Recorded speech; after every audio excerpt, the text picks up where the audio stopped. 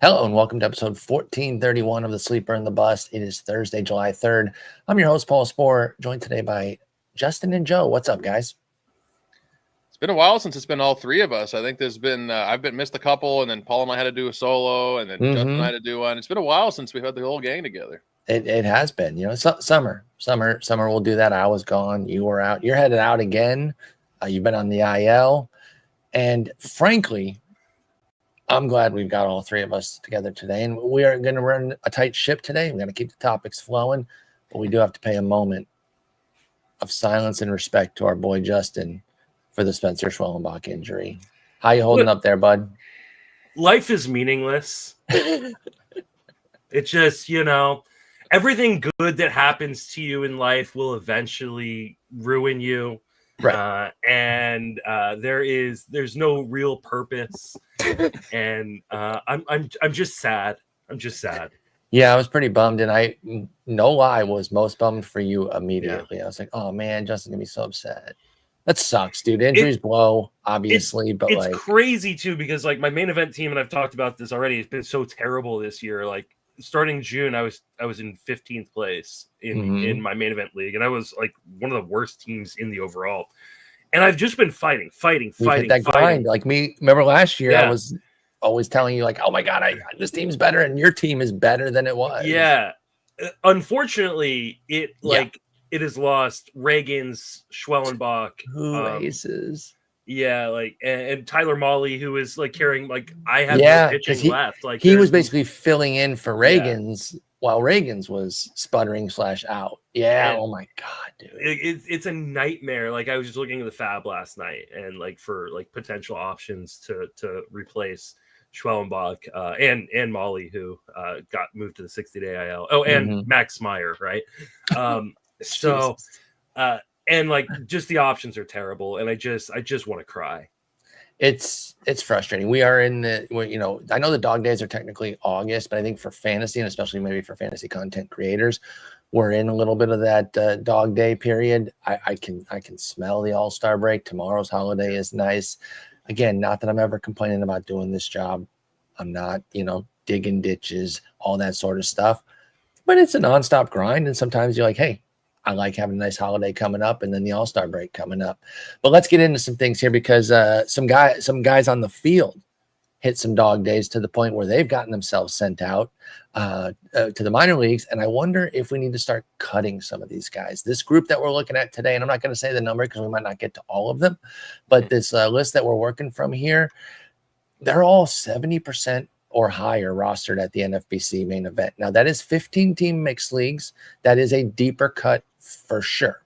Some of these guys are definitely already cut in 12s and 10s for sure. But let's talk through it, where we're at with these guys, and if you're cutting them in certain leagues only, or trying to hold everywhere, or one type. Let's dive in. But we got to start somewhere that this show's been very positive on. Brenton Doyle. His June swoon was a 1 WRC plus. I always find it funny when someone has a 1. That, to me, that's like a million times funnier than 0, just because like you did enough to just get 1. 1 steal, 2 homers, just a dreadful month.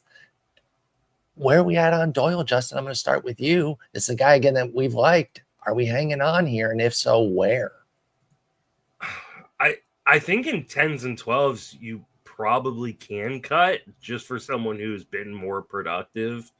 I don't want to, though, because I think the underlying numbers are fine. Like I look at the underlying contact numbers and I go, okay, they're right in line with where they should be. He's making above league average zone contact. He's not being aggressive enough in the zone, which may be part of the problem.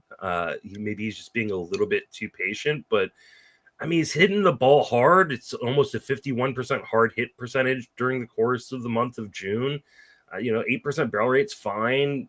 Average exit velocity is 92 miles an hour. Like, I think everything is fine, but I do want to mention, he had some real life family issues. Like, he had a very public, him and his wife had a very public miscarriage at the beginning of the season. Terrible. And he was brave enough to talk about it and things like that, but you just don't know how this kind of thing can affect someone on the field. We saw Right. it with was it Gene Segura Right. who Yes, lost a yes, child like in the middle of the horrific season, accident.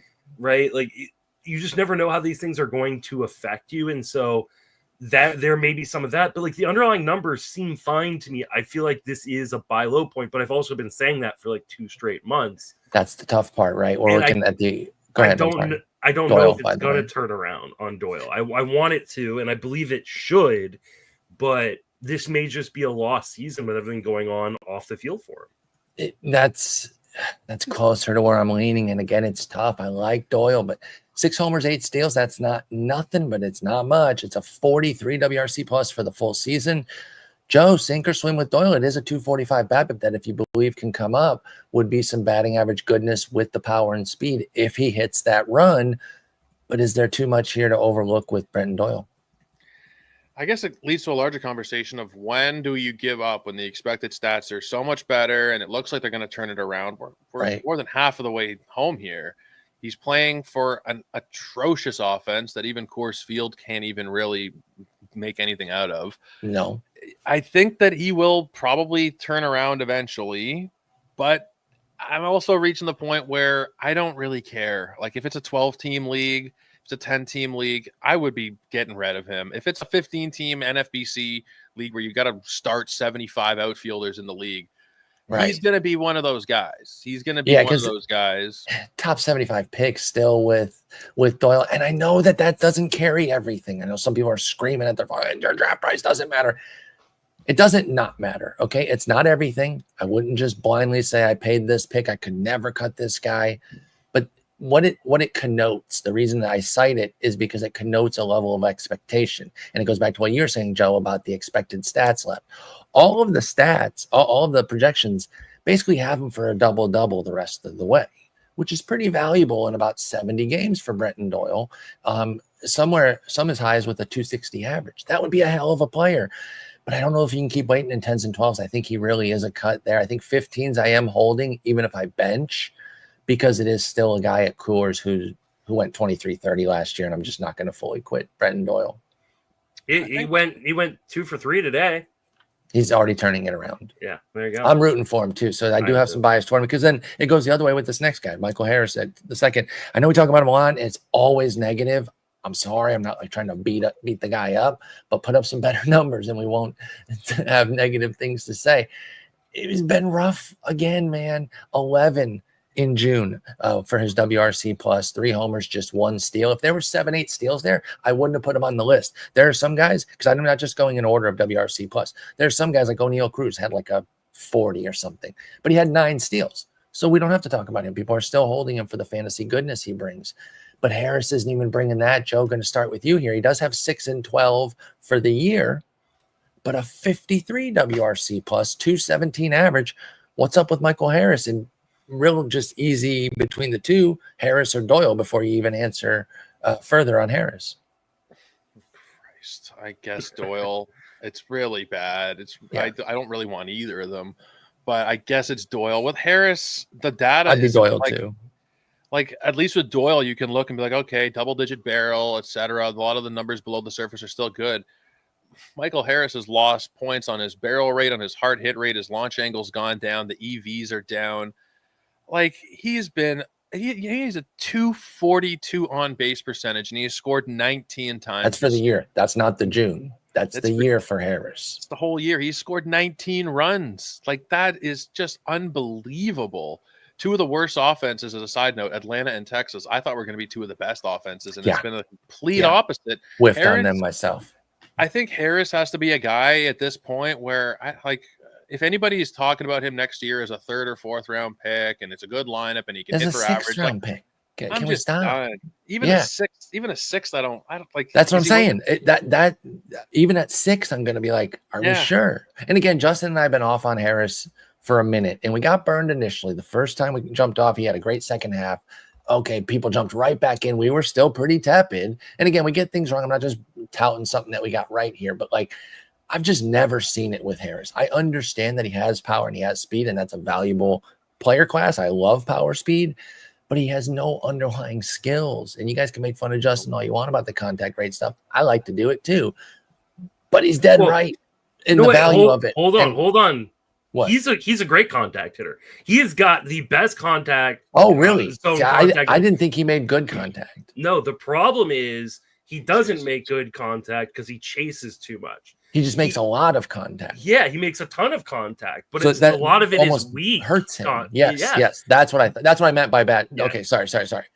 Volume contact is there. He's got good contact skills. What he has is bad plate skills. He has no recognition of the strike zone.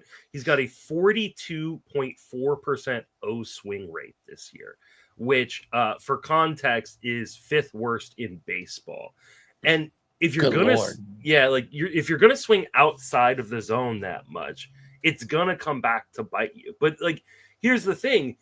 He will have hot streaks. And so and you know, who do you think has the number 1 highest O swing in baseball? Baez, obviously. No. Oh, O'Neal Cruz? Rafaela? Is it in Rafaela? Rafaela's 2. Oh. Good pull there, Joe. I thought for sure it was going to be Baez. The breakout of the season. Oh, Pete Crow Armstrong, yeah. Pete Crow Armstrong is the his highest, plate skills still scare the hell out of me. I don't want to rain on everyone's parade. I'm loving the breakout, but I still look at it and I'm like, oh, what's up, Luis Robert? Awesome. Yeah, exactly. So like at some point, like that's gonna come back to bite Pete Crow Armstrong. But at some point, like Michael Harris is gonna turn it around and go on a hot streak in the summer. Okay, but do you hold for it? No, I'm not holding for it. Okay, anywhere. Are we cutting him in 15s right now, Harris? I know it's tough because like, what are you picking up? Yeah, I think that's the tough part. I don't know that I am dropping him in 15. If he was out there in a 15, I'd be picking him up. I mean, I would too, but I'm so speed starved that my context determines that. But yeah, I don't think you can, because here's the thing. I was giddy to pick up Isaac Collins and Jacob Young last week, and I'd take Harris a million out of a million times over those two. Okay, cool. So we're not cutting in 15s. It's similar to Doyle, 10s and 12s. He's got to go right now. Josh Jung was the guy I was referring to earlier. He got sent out. So the answer is easy. Obviously, cut him everywhere. Yeah. So let's talk a little bit more long-term outlook here. 19 WRC plus for his June swoon. Rough year altogether. This is why he got sent out. 82, still way better than the other guys for the year, but 82 just isn't cutting it. They need some offense. They sent him out. I know another guy we've been pretty pro on, Justin. Where do you stand with Josh Jung in a more long-term situation right now? I'm going to evoke a name that I may get yelled at for invoking right now, but I think this is very much a Spencer Torkelson situation. I think if you're in a dynasty league, positive look. Yeah, I think if you're in a dynasty league or a keeper league, I'm buying low on Josh Jung. I mean, I thought you were going to hit me with some flash in the pan and tell me that his best work is behind us. Okay. I don't think it is. I think that he has had a lot of injuries that have derailed the start of his career. I don't think he's gotten the ability to get comfortable yet at the plate. I think there's a really, really good hitter in here. The underlying contact numbers are fine, maybe a little bit below league average, but for a power hitter, you're not worried about that. He still hits the ball hard. I think this is a guy who will figure it out at some point. And if I'm in a dynasty or keeper league, I'm trying to buy low right here. And if you're not really contending this year, getting Josh Jung could come really cheaply. Yeah, as you try to stock assets as you look toward the future. Joe, what about you with Josh Jung? Do you share a brighter outlook like Justin, or are you a little bit more negative on where we've been for a 28-year-old who just got sent out and has been a flat league average player for 1,100 games now, 1,100 plate appearances, 1,102 plate appearances, 100 WRC plus. Josh Jung, what do you think? I think they're kind of crazy for sending him down. I was a bit stunned. I expected a much lower season WRC plus than 82. I mean, so they can play Ezekiel friggin' Duran? Are you serious? This is who the replacement is?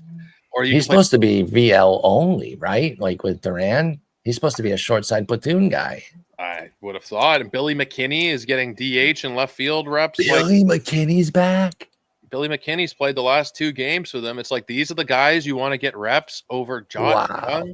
I get that Josh Jung has been disappointing, but he's also dealt with a bunch of injuries. He's never played a full season. When he did, 122 games, it was 23 homers and a 266 average with a 113 WRC plus. He hasn't been able to stay on the field since then, but in a year for the Rangers that essentially means nothing. It's probably a lost year. Maybe there's a fringe shot, but they need some things to really turn and quickly. Yes. Why not just give him a chance and see what you've got with him? Give him a proper regular run and see what you got. He's cut down the strikeout rate. The contact rates are still high. He cut the swinging strike rate 3 points. Why not give him a longer leash than this? I don't get it. Given that we were all a little bit more stunned to see this with Josh Jung because of where the numbers are, while they are bad and not where he wants to be, maybe don't merit a send down, especially for who they're replacing him with. Do you think there's maybe some potential that he needs it then, that he needs to go clear his head, that maybe they didn't even think that they weren't thinking about it, but like maybe for his benefit, go down, find some success at AAA and then come back? Because they can't possibly think that these guys are like Duran, Justin Foscue, I know was a prospect at one point, but like, is he better? No. I think that Justin hit the nail on the head. This is like a Torkelson send down that was a little premature when it maybe was necessary. Maybe it wasn't. We saw it with Jake Berger, right? Like the underlying numbers said Jake Berger were going to be fine earlier in the season. That's why I think maybe a head clearer then.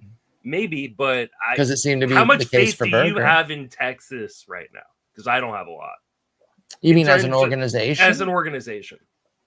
What have they done to lose or to It's not that they've done. I mean, it's not that they've done anything to lose it. I don't know that I have a ton. They're an older team. It's a weirdly constructed team. It's a team that has, especially as a front office, it could get ugly too with the two big contracts. Yeah, like they make questionable decisions as an organization. Like I think Bochy's fine as a manager because Bochy's Hall of Famer, right? But like Boch rules. They go out and they get some of these big contracts and then they don't backfill anything and they don't make a cohesive lineup. Like it's just like a bunch of individual pieces, and they've invested in like I love Corey Seager, but they invested a lot of money in a guy who misses a lot of time, right? Like but they balanced it right with the guy who plays the most with Semyon. So in that case they did love the Semyon, well. But they did get some really high risk pitching with DeGrom and Eovaldi, of course, in terms of their health. No, they've done nothing with the bullpen. Like that bullpen is atrocious. They keep wanting to cultivate, and I think that they think they see how it can be successful. And this is the thing that we always talk about them when a team builds a bullpen, but you got to go through some iterations sometimes. You can't just always do it out of thin air, and it doesn't work every single year. And this is when it's not necessarily working. Like they can't quite get those gems. Like Chris Martin's a gem, but they refuse to put him in high leverage for some reason. But I don't know if things are necessary. Like Luke Jackson, never really believed in him at any point this year. Robert Garcia could be that. Obviously, they paid a pretty decent price for him with Nathaniel Lowe, though. So I think they were hoping that he'd be more of like a monster out of the bullpen. He's been fine. 2.97 ERA, 1.14 WHIP, but a 16% strikeout minus walk isn't that good. So it's crazy to me they're even in the hunt at this point. Like it's just part of that is the American League keeping them in it, right? Because they're just trading around 500, trading water there. But yeah, I'm with you. And of course, Jung is out. Let's go to our next guy here. Jac Caglianone has a 22. He had the 2-homer game early. Okay. Ooh, wow. He's gonna click in, dial in like Kurtz. Well, I think we're getting to the point where Kurtz had turned it around by this point. Maybe, I don't know. I should check those games played before spouting off like that. But where are we at on Jac Cags? I think this was very much in the range of outcomes that he could come up and struggle right away with the swing and miss. Are you still holding Justin because you paid a premium? Whoever got him paid a premium off the wire. I didn't pay a premium. I tried. That's why I amended it. Not you, but the royal you. In this case, Joe paid a premium. Do you have to hold longer here than 103 plate appearances, or do you move on after a 21 OPS plus and a 144 average? Honestly, I think this is just like the Kurt situation, and I think he will turn it around. My only concern with Caglianone is that he's got a 4.5 degree launch angle, which is not going to lead to a whole lot of power, in spite of the fact he can crush the ball. He's got a 114 max exit velocity.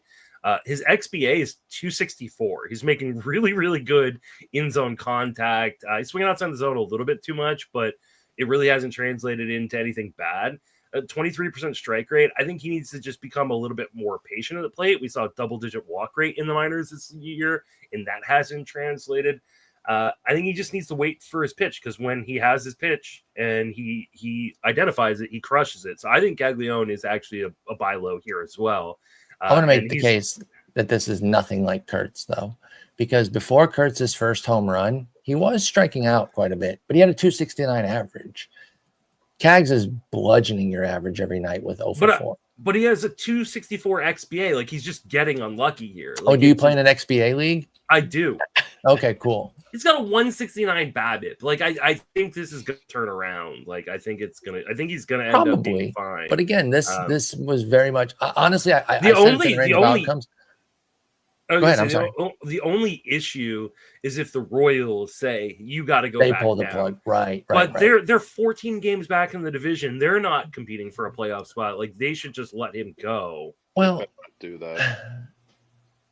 For one, Justin, I don't know if you know, but they have a wild card. You always cite division deficits as if those matter. They're 5.5 back in the wild card. That's a good week from getting back in. Not saying that Casey's some big contender. I don't think Casey's.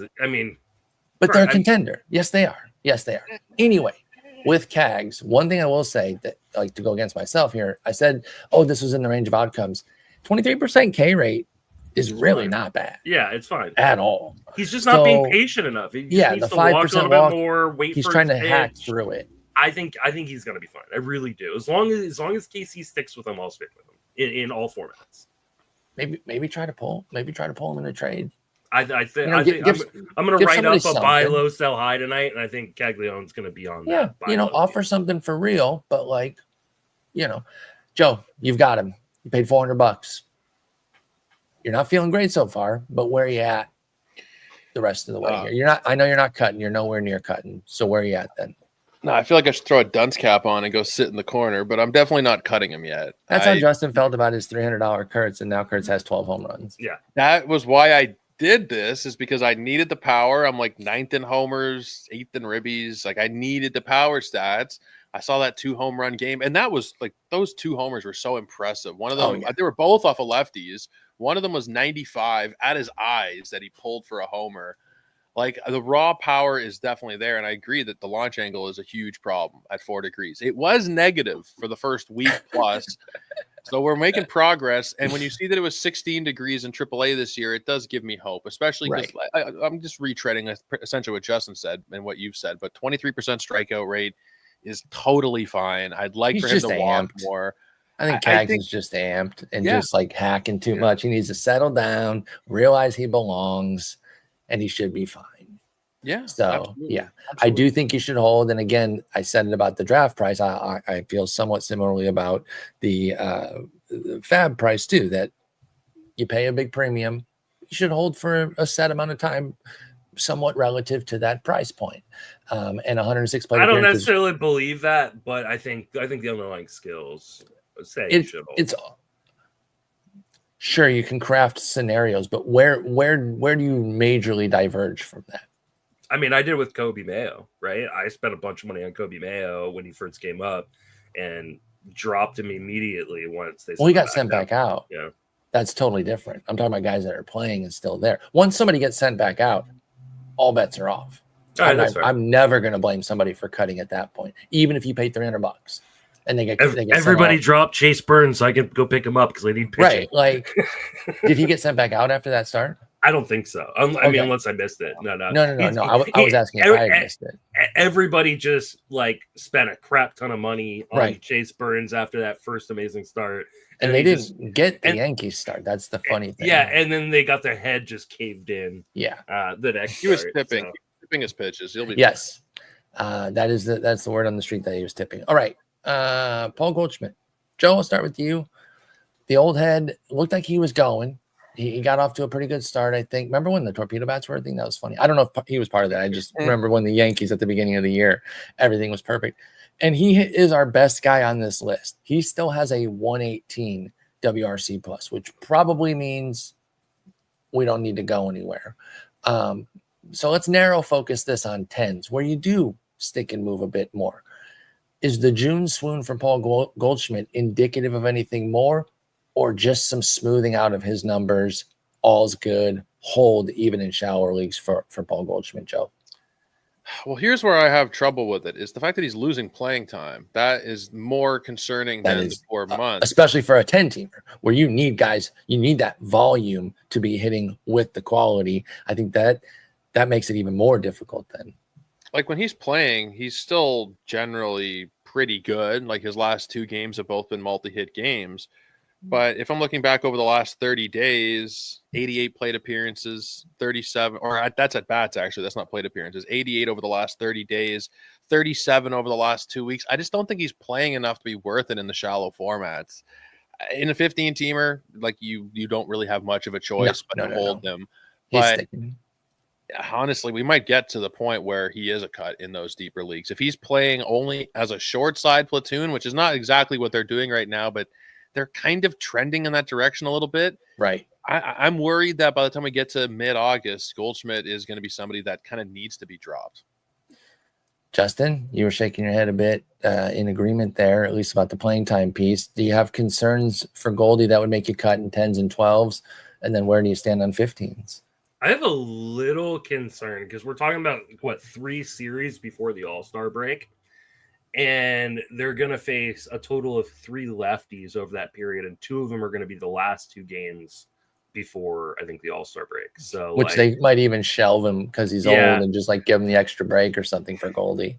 And so, right now, it's 3 guys for 2 spots. It's Stanton, it's Rice, it's Goldie, and I think they're just going to play the hot hand. And right now, Goldie's not hot. There's nothing wrong with Goldie's underlying numbers. No. It was just a bad month. I don't think it was falling apart. But I almost feel like in a shallow league, you can drop right here and then pick up as soon as Giancarlo Stanton gets hurt, which will happen. Right. So, or as soon as Rice qualifies at catcher and plays half of his games there. He's so close. I mean, Wells isn't going anywhere. He's got it now. Doesn't Rice have catcher eligibility? Did he get his 10th? Was yesterday the 10th? I thought he did. No, it doesn't show. It doesn't show catcher eligibility on. Oh, he does have 10. Oh, yeah, he had 10. Yeah. And isn't Wells dealing with some sort of Yes, issue? He is back from that, but he's been dealing. So he's been dealing with some stuff. I don't know. I think. I just don't know if there's enough juice in Goldschmidt to worry about holding on to him and kind of trying to figure out how to optimize him in a 10-team league. In 12 and a 15, I'm probably still holding on to Goldschmidt. And I do think if you drop him in a league, you should put him on your watch list and kind of be ready to pick him back up. Because I think if and when Giancarlo Stanton gets hurt, you're going to want to go pick Goldschmidt back up because he'll go back to being a full-time player every day. Right, because this is more playing time than it is skill-based with Goldschmidt. Yeah. So we're not completely out on him. You just need full-time players and 10-teamers. You just really, really do. Connor Norby has a 49 from June for his WRC plus, I should say, and just a 79 on the year. 4 homers, 7 steals, 244 average. It's not that bad, but you guys know I'm not the biggest fan, so I lean toward not really being there. The county categories aren't great being part of Miami. Where do we stand on Connor Norby after his June swoon, Justin? Is he somebody that you're still liking in the deeper formats? I think he's interchangeable in shallow formats that I doubt he's even being rostered in 10s. But what about 15s then, where Connor Norby is still being rostered at 100% clip right now? I mean, I'd like to first clarify your statement there is when you say still liking, because I never liked Connor Norby and I continue to not like Connor Norby. Did I say still liking? I'm sorry. Yeah, I didn't mean to imply that you like him. I just don't think he's a very good player. Who debated me all hard on him in the offseason then? Not me. That wasn't you? Definitely not me. I think the only value to Connor Norby is that he plays every day. So in leagues where you need a guy who's going to play every day at third base, fine, I guess. NL only, really deep 15-team mix. But he isn't very good, and he hits at the bottom of a terrible lineup in a terrible park. So, what value? I don't know. These were all facts before the season. This is what I said before the season. I know you were there too. I missed that. I don't know why I assumed that I was arguing with you. I had some debates about him though, and I'm just like, I don't get the Norby thing. Not my guy. I think we were in alignment after the trade even in July last year. Joe, are you a Norby guy? Was I arguing with you? I don't think it was me. Okay. Like Must have been somebody else. Show maybe- yourself, person who I was smarter than on this one thing, and don't bring up anything I was wrong about. Like Let's he's just only focus on this. what is he? 20? He just turned 25. I don't think the story is fully written here. No, that's fine. I could get back on board. I will say this: I was on board as a Orioles prospect. There were moments where I liked Norby. Getting traded to Miami, though, Justin already outlined it. That's why there was no juice, no interest, and now I just don't see it. Sure, he could come back around, but should he be 95% in the main just because of the volume? Maybe. I'm talking myself into it as like I can see it a little. Like you said, like that's a place where you may just need a body. And that's listen, I understand. I pick over those waiver wires every week with everyone else. So yeah, I mean Brady House, Isaiah Kiner-Falefa, Toro. I'm taking Norby over. I had Norby as a negative dollar value player in 12 and 10 team leagues. What about Toro? He's been ranking. He's 58%. I would Shouldn't rather that be Toro. changed? Yeah. I initially said I would take Norby over Toro, but I don't agree with that. I would take Toro. Toro's batting third in Boston. I know they're not playing well. It's third in Fenway and he's going to platoon, but at least like the production will be there. He's a switch hitter too, so he doesn't have to. He's losing the time against lefties, so he's still strong side mostly for Toro. Okay, Rhys Hoskins and Ozzie Albies are both at 51 in June with their WRC plus totals. Hoskins is again more in the Goldschmidt sphere of his composite numbers are still pretty good. So we're really talking like deep leagues here. Do you see any reasons for concern, Justin, with Hoskins? And then we'll get to Albies, who's a different story entirely. Rhys Hoskins, again, rough June swoon, but 114 WRC plus for the year with 12 homers. Are we all good here? I just think this is who Rhys Hoskins is going to be, right? Like he's a streaky power hitter and you're kind of in a downside of this, and if you drop him, he'll go hit 5 home runs in the next 2 weeks or whatever. Is he a firm 12-team hold, or is he a little bit more borderline there? I think there are guys like this in 12-team leagues that you can stream in and out. So like I think he probably should be rostered on some teams, but doesn't need to be your team necessarily. And if there's a guy out there that's more interesting, like I would rather have Brenton Doyle than Rhys Hoskins. Generally, I would too, unless it just was a pure unless I really needed power. Yeah, that's fair. I don't know. That's kind of how I see it. What's that? I don't know. I don't know. I'd probably go Hoskins over Doyle. In a vacuum, even just like straight up take the best player. Yeah, I think so. I mean, better lineup, first base. I don't think that's indefensible. I just don't necessarily agree. But I think you can make that case. He's been markedly better, so you're working from the high ground for sure. Yeah. I guess I don't feel terribly strongly about it. Doyle is just, even when Doyle was good last year, he was below 100 WRC plus. I guess I don't know. I'm not a big. I don't like WRC plus for Rockies, by the way. I think it sucks. I think it punishes them too much without. But we don't need to get into all that. But I think it punishes them too much without giving them enough credit for the difficult road games. But either way, that's fair. I'd also like to argue that Rhys Hoskins has not been that much better than Doyle. He has been better, but if we're talking from straight fantasy stats, like that's fair. What are the dollar values? Because I was just going off WRC plus 114 to 43. I don't have them, but I mean, I thought you were going to throw them at me. I'm sorry. No, I'm just looking at like the individual stats, and yes, Rhys Hoskins has 6 more home runs, but Doyle has 6 more stolen bases. But I think the homers are worth more because they include RBIs and runs with them. So Hoskins has been worth $6. Doyle's been worth negative 60 cents. That's pretty big. That's pretty big. But I'm with you. I still think I'd hold Doyle. Let's go to Albies because he's a much bigger issue. And maybe we're starting to see why the Braves, things aren't going well. We got 2 of their key players on this list here. And this is a continuation for Albies. And again, this show has been very pro Albies over the years. It hurts to watch him stink, but last year was pretty pedestrian. This year is downright bad. Joey has 6 homers, 7 steals on the year, but that's not enough. 227 average. Are we holding Albies? And if so, where? Yeah, I think you got to hold them everywhere. Second base, while it is fairly deep in terms of the options, it's kind of flat at the back end of it. Like there's not a lot of exciting names. There's some decent place fillers, like the Otto Lopez's, the Ernie Clements of the world. They do a good job, but I think the allure of Albies should keep him on rosters, and I think that's justified. It's been a horrible year, but we're talking about a guy who has gone 30 and 100 twice in the last 4 years. Each of the last 2 full years he played were 33-109, 30-106 with 20 steals. Like, the upside is still there. We're still talking about a guy who is 28 years old. The lineup should be better than it is, but yet the quality of contact is just kind of crappy this year. He's not barreling the ball. He's not hitting the ball hard. Not that he was really ever a big hard hit percentage guy, but he's down at 28. The barrel's at 3. The average exit velocity is down. The max is down. It's hard to put your finger on exactly why these struggles are coming. I don't know if it's injury based or whatnot, but I think you have to hold him. I could justify cutting him even in really shallow leagues, I don't think.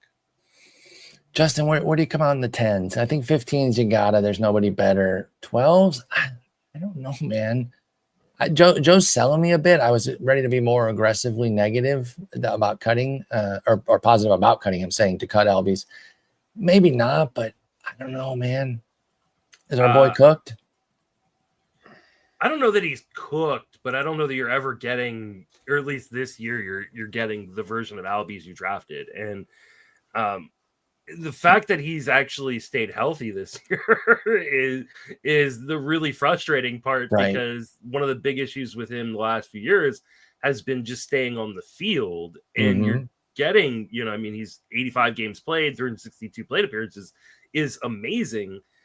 But he has 9 total barrels on the season. That's the 11th worst in baseball among qualified hitters. Among guys who are just notoriously known for not having power, right? Right. Victor Scott, Stephen Kwan.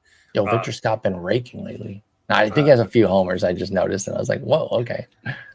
I just don't know that there's a ton. Now, someone in the Discord, like literally this morning, posted that Albies has 4 balls hit of 100 miles an hour exit velocity in the last week. So maybe things are starting to turn around, and I don't know that I'm dropping him either, but I want to. It's a 20% hard hit percentage on the season. Like, that is gross. Yes. There's just really not much there. And for context, again, that's the 11th worst in baseball in terms of hard hit percentage. So I don't think a massive breakout is coming, but maybe he's starting to hit the ball a little bit harder. At least the batting average will come up a little bit with that. And then I don't know. I need to wake up to reality, but I refuse to believe that this team is that bad too. I feel like they have to, even if they don't. I say it every episode. At some point, Atlanta's going to turn things around offensively.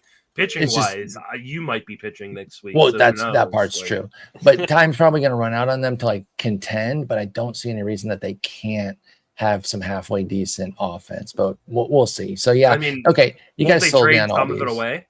That's a good point too. They're going to trade away Ozuna, right? They have to trade away Ozuna at the deadline. But other than that, I don't even know who they would move. Even just Olsen, Acuna, Albies, Iglesias, Riley, and Harris should be a good enough core to be a competent offense, right? Yeah. I could see them trade maybe Sean Murphy at the deadline. I could see that, yeah. And turn the keys. Yeah. Yeah, they've got Drake Baldwin. Murphy is 30, going to be 31 entering next season. It depends on how much of that contract they're willing to eat, because he still has. Right. And that's where they could do some really creative things, is if they want to mess with the money. But I don't think they want to tear this down. Yeah. I don't think they do either. I think they want to. They're not even done this year. Yeah. Right. And so they want to make things that either better themselves. They can even try to make a move to better themselves this year and make a run, but definitely to make sure that they're better next year. I don't think their that the pitching Braves is just too bad. I think push come to shove, they're just out of arms. Yeah. But yeah. Anyway, we're gonna go ahead and wrap it up here. I'm gonna go have some sushi, and hang out, enjoy the 4th.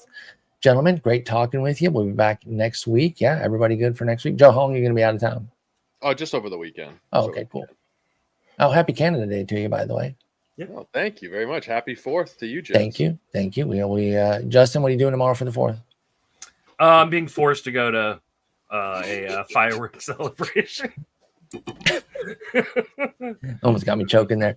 I have the benefit of we don't want to leave our dogs, and we're both very much in agreement on that.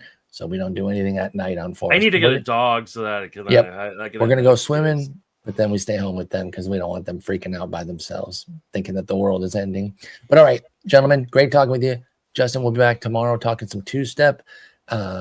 going into the weekend, and then back early next week. Peace, y'all. Take it easy. Take it easy.